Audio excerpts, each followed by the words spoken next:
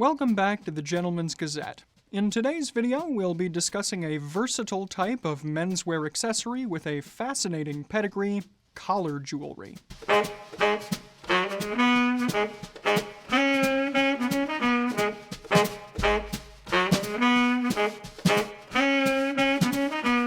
This video is part of our Definitive Guide series, for which you can find the full playlist here. Today's installment pertains to collar jewelry, which we're defining as any jewelry worn on the collar of a dress shirt as part of classic men's style. Therefore, what we won't be discussing today are types of jewelry from other menswear subgenres like modern collar studs or casual chains. With that said, though, in addition to covering the most conventional types of collar jewelry you'll see today, those being collar pins, bars, and clips, we will also go over a couple of more historical styles. So, we'll look at the general history of collar jewelry, how it impacts menswear today, and how you can incorporate it into your own looks. So, with a nod to jazz great and jive slang aficionado Cab Calloway, get ready to collar all that we have to say about collar jewelry. To get started then, let's cover the history, briefly, of collar jewelry. Throughout history, mankind has had a fascination with wearing jewelry around the neck. From the ancient Egyptian usek and the Celtic lunula, to medieval and early modern bejeweled collars and decorative gorget. The last of these, by the way, was originally a decorative piece of armor protecting the throat. There are many more examples that we could list here, but for the sake of brevity and to keep things relevant to the majority of what we'll be discussing today, we'll fast forward to the mid-19th century and the types of collar jewelry worn with starched collars. More specifically then, we'll begin in earnest by discussing the classic collar stud. This functional piece of jewelry, which you might recognize from television shows like Downton Abbey or Peaky Blinders, was used to hold in place the detachable starched collars that men wore with their dress shirts in the 19th century.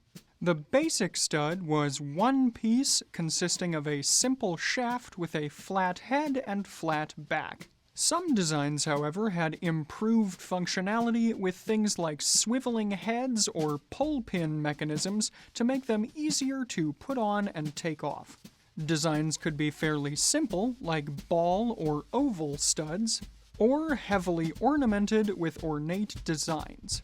Mass market examples were typically made from brass, but formal, luxurious collar studs were also made from things like precious metals such as gold and silver, and using precious or semi-precious stones. The British Royal Air Force even produced studs with hidden compasses in them. With that, we can find our way to the next type of collar jewelry worn with starched collars, the tie retainer. Neckwear could often ride up the smooth, glossy sides of a starched collar. So, to hold their neckwear in place, men used different types of tie retention systems like the tie retainer, which was, in essence, an early form of tie clip. In the example you're seeing here, the heart-shaped piece would be inserted behind the collar upside down, so that the shaft and crook could sit in front of the collar and hold the tie fabric in place. The visible portion of the clip was decorated because, after all, if people were going to see it, it might as well look nice. By the way, if these two examples have piqued your interest, then we think you'll enjoy our video on obscure men's jewelry, which you can find here. Round about the 1910s, though, most men were switching from wearing stiff, starched collars most of the time to softer, attached collars. So, what happened here? Well, men needed new types of collar jewelry. The biggest issue with soft collars is that the collar tips, technically called leaves, could become droopy and disjointed in an asymmetric or sloppy fashion. During the golden age of menswear, though, most men preferred their collars to be neat and structured, with a tight distance between the two collar leaves, called a collar spread. Because collars were no longer regularly starched then, new types of collar jewelry were needed to give the collar structure, hold the leaves tightly together, and elevate the tie knot. There's a good chance you've heard of the latter three types of collar jewelry we're going to discuss today, but first we'll start with two more obscure examples. The first of these would be collar tips, which are occasionally worn in classic menswear as a way to give the collar some adornment when not wearing a tie. This accessory came to prominence in the 1940s when America was in the grips of a cowboy craze. In addition to creating some unexpected visual interest, the tips also weighed down the leaves of the collar, holding them in place as a sort of reverse collar stay. Speaking of collar stays, by the way, we won't be discussing them at length today, because unlike collar tips, collar stays, when worn properly, are not visible. Therefore, they're purely functional and don't really serve as jewelry. Besides, we've already made an entire video about collar stays, which you can find here. As to the question of whether you should wear collar tips today, we wouldn't really recommend it if you're going for a standard classic look, even though they do have some historical pedigree. If you're going for a distinctly Western outfit, or looking to stand out in a unique way, then collar tips might be for you, but generally we'd advise against them. Next up is an even more, let's call it exuberant piece of collar jewelry, the collar brooch. Collar brooches are worn either attached to the collar leaves with pins or using the pinhole collar, more on that later, or worn in the collar spread in lieu of a tie. They usually feature bold decorative elements that, like collar tips, can be pretty audacious and might come off as showy or affected. And again, if what you're going for is a classic look, then we'd advise against them. If you do want to be more avant-garde though, go ahead and broach the subject. Now, from here on out, we'll be discussing the three most commonly worn types of collar jewelry, both historically and today, starting with collar pins. As the name implies, this accessory consists of a pin that pierces both of the collar leaves, holding them in place. This retains the leaves in a level position to one another, holds them closer together for a tighter collar spread, and elevates the tie knot. A collar pin is a simple-to-use, understated accessory that works best when it isn't drawing too much attention to itself. Most collar pins close with a mechanism similar to a large safety pin. Some do feature precious stones or engraved patterns, but oftentimes these bulkier designs will negatively affect the functionality of the collar pin. This could cause the tie knot to appear to pop out more than desired, or cause the collar leaves to appear distended. More scaled-down collar pins, then, will appear just as elegant with none of these drawbacks. Collar pins are designed to be worn with soft, turn-down collars that are unstructured. The pin is able to draw the collar leaves together nicely for a tidy and trim appearance. Of course, the pin needs to be able to reach both of the collar leaves, so collar pins, and most collar jewelry for that matter, aren't really designed to be worn with widespread or cutaway collars. Obviously, because collar pins work by poking into the fabric, they do require piercing your shirt collar. For fused collars, in which the collar interlining is heated and glued together, and the appearance of the collar is stiff, shiny, and relatively inflexible, these holes can be fairly noticeable because the material is broken by the pinpoint. To avoid these noticeable holes, then, reserve your collar pins for unfused collars, which you can distinguish by their soft, unstructured appearance. Here, the pinpoint is more likely to push its way between the fabric's fibers as opposed to directly through them. Damage to the shirt collar material can also be eliminated, or at least mitigated, by the use of extremely narrow pinpoints. When designing our Fort Belvedere collar pins, for example, we intentionally made our pinpoints 25% slimmer than the market average, so you can use them with multiple types of shirt collars without poking them full of holes. And if you're highly concerned about collar damage, you can also wear your collar pins with a type of collar that comes with holes pre-made. But for more on this, we'll get into our next type of collar jewelry, the collar bar. Of course, you won't need to poke any holes in your collar if they already come pre-poked. Shirt collars known as pinhole collars come with pre-finished eyelets in them, and while they can be worn with collar pins, they're ideally designed for collar bars. This type of collar jewelry consists of a bar that runs from one collar leaf to the other, passing through the eyelets, and which is secured at either end by a guard. Collar bars are definitely a statement piece, as they require a specific type of shirt collar, and they draw more attention because of their guards. The simplest guards are dumbbell or barbell shaped with a spherical design, but more ornate designs are also available with things like Art Deco-inspired cubes and hexagons that are definitely indicative of the classic style. While other guard shapes, more use of color, and elements like decorative chains are more common in modern designs, we would again generally recommend shying away from these if what you're going for is a classic look. When it comes to which collars are best here, as we already stated, you pretty much have to wear a collar bar with a collar that has its pinholes pre-made.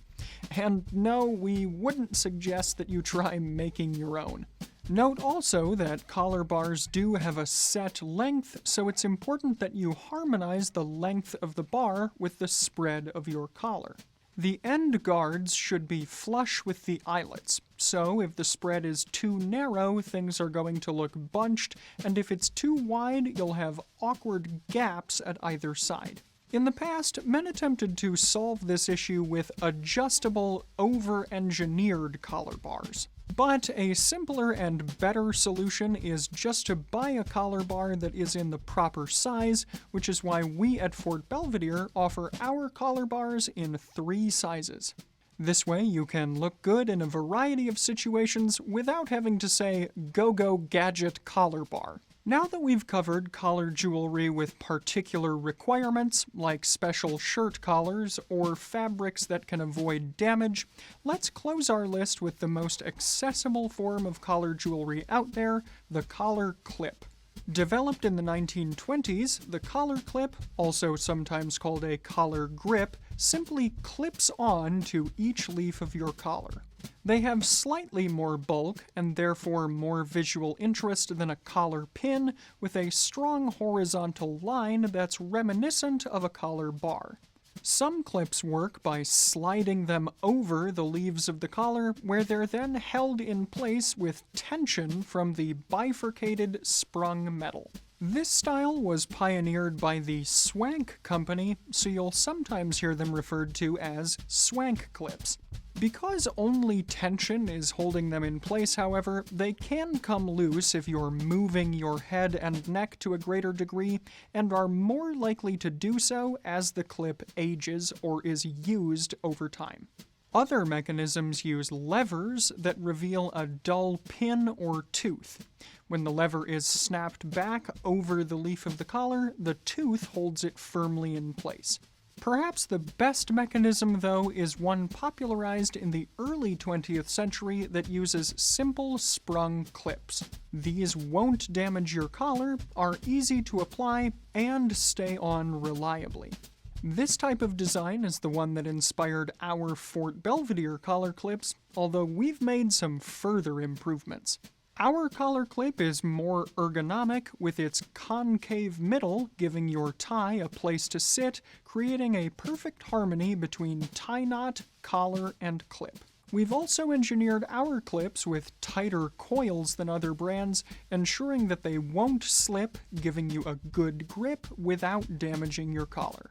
Collar clips work well with just about any type of standard turn-down collar, fused or unfused, provided that the clip can actually reach both leaves of the collar comfortably. We wouldn't recommend wearing them with pinhole collars though, as this combination would be unnecessary and would look a little silly. Don't wear them with button-down collars or tab collars either, as this would again be redundant. And by the way, if you'd like to learn more about niche collar types, you can consult this video.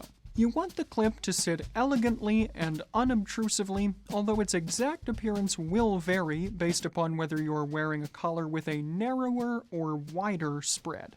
A clip length of about 50 millimeters or 2 inches is best for standard collars or those with an even narrower spread. Meanwhile, a clip length of 70 millimeters or about 2 3/4 inches is best for wider spread collars or men with thicker necks who therefore need larger collars. And whichever of these you need, you're in luck, as Fort Belvedere offers collar clips in both lengths. Our classic 50mm clips have been a favorite among our customers for years, and our large 70mm clips are now stronger and sturdier than ever before. And both lengths are available in yellow gold, rose gold, and platinum silver finishes. On that note, let's briefly transition from talking about collar jewelry types to discussing construction and materials. The specific functionality of each type of collar jewelry dictates how it's assembled, but the most important aspect across all types is the material from which the jewelry is made. The most favored materials for collar jewelry are those that have gold or silver lusters. These include base metals in similar tones, base metals plated in precious metals, or solid precious metals. Pure base metals are inexpensive and durable in and of themselves, but to keep prices low, they're often poorly constructed, leading to a flimsy final product. And of course, they lack the genuine, rich luster of precious metals. On the other hand, solid precious metals have a gorgeous appearance, but they're often very expensive. As an example, the raw metal for a solid gold collar clip weighing just 8 grams would cost over $400. Also, precious metals are very soft, which isn't ideal for a hard-wearing, regular-use item like collar jewelry. And this is especially true for a collar clip with its moving parts. So then, plating can give you the best of both worlds with the lustrous appearance of precious metals and the durability of base metals, all at a reasonable cost. As an example, at Fort Belvedere, our collar jewelry is made from solid brass or stainless steel, ensuring durability and a pleasant heft, and it's then plated with one of 3 precious metals, brilliant yellow gold, warm rose gold, or alluring silver platinum. Also, we at Fort Belvedere use an extra thick plating layer of 2 microns, so you'll never have to worry about the precious metals rubbing off, even with repeated use. Finally today, now that we've learned about the different types of collar jewelry and how they're made, let's discuss how you can wear them stylishly. We've got 5 tips here, and the first of these is not above the knot.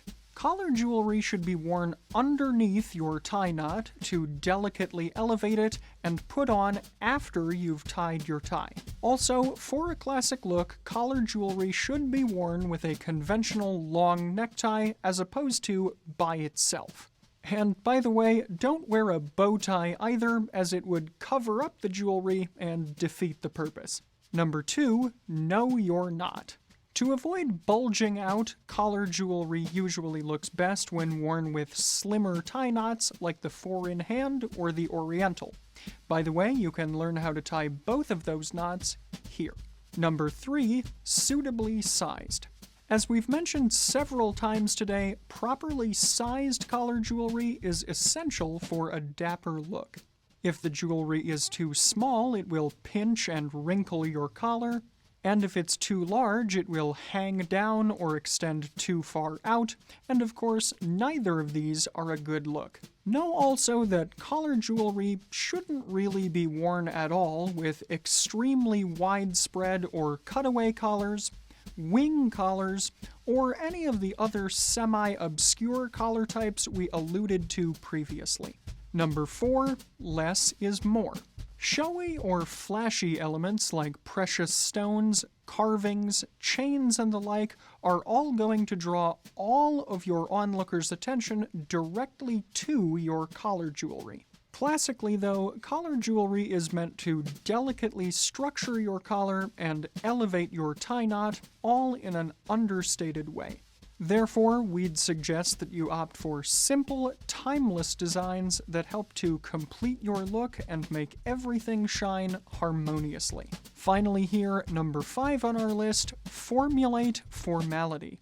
Despite its current popularity in some arenas of more contemporary formal styling, collar jewelry, classically speaking, shouldn't be worn with black tie optional attire, and certainly not with black tie or white tie. You can find more information about these most formal of dress codes using our comprehensive black tie and white tie guides on the Gentleman's Gazette website, and if you're interested in more styling tips on how to wear collar jewelry, you can find the video we've produced on that subject here.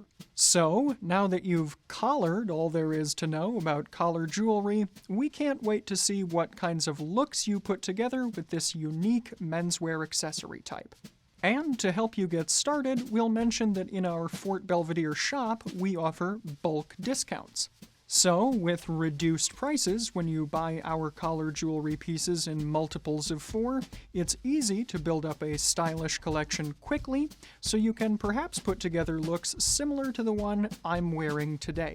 In today's video, I am of course wearing a piece of collar jewelry. In this case, it is the newest addition to the Fort Belvedere shop, the collar clip in the new longer length. Made from solid brass and coated in silver-colored platinum, its 70mm length is ideal for the wider spread collar shirt that I'm wearing today.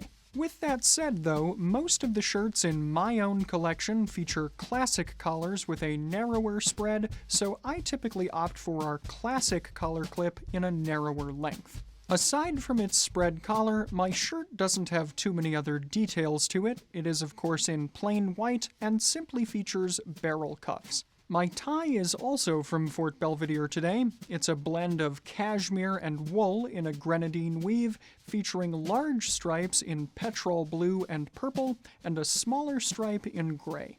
Working with the colors in the tie, I've gone for a V-necked sweater in berry-colored purple cashmere today, and trousers in plain medium blue. My blue suede shoes are loafers from Henry Stevens, the relatively new line from German brand Shoe Passion. Finally here, my socks are also from Fort Belvedere. They're in navy blue, featuring clock patterns in medium blue and white. To go with the relatively casual feel of the outfit, I've left product out of my hair and let my facial hair grow a bit, and if I were to opt for a fragrance, something like Polo Ralph Lauren's Blue could go with the blue tones in my outfit. And of course, you can find all of the Fort Belvedere accessories I'm wearing in today's video, as well as a wide array of other men's accessories, and collar jewelry in particular, by visiting the Fort Belvedere shop here.